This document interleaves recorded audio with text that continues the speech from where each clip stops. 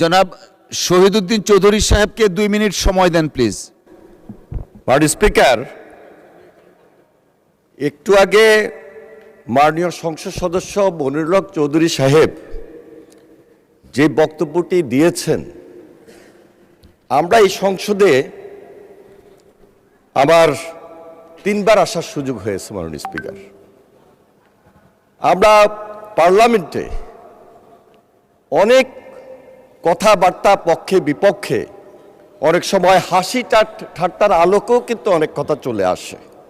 এই যে ইমিডিয়েট গত পরশুদিন আমাদের মাননীয় জ্বালানি বিদ্যুৎ মন্ত্রী সাহেব বক্তব্য রেখেছেন এবং সেখানে বিয়ে শাদী নিয়ে ব্যক্তিগতভাবে সেখানে কথাবার্তা হয়েছে, সেখানে কিন্তু এক্সপান্সের মতো কোনো কথা আসে নাই।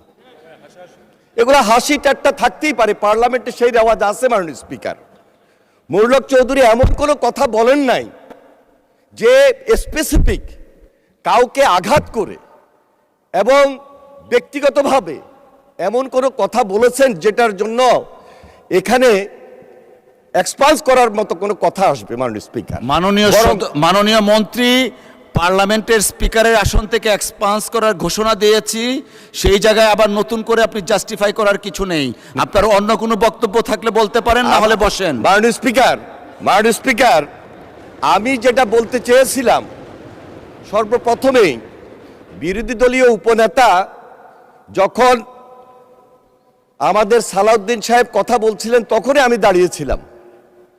সেখানে উনি যাদেরকে ডিফেন্ড করলেন এবং যেই 300 বিধির অ্যাগেনিস্টে কথাটা বললেন, সে অনুযায়ী পার্লামেন্টের বিধান অনুযায়ী 300 বিধির পরে কোনো প্রশ্ন রেজ করবেন, ওইটা উনি পারেন না। মাননীয় স্পিকার, কিন্তু তিনি রেজ করেছেন এবং তিনি রেজ করেছেন করেই উনি বিদায় নিয়েছেন এখান থেকে।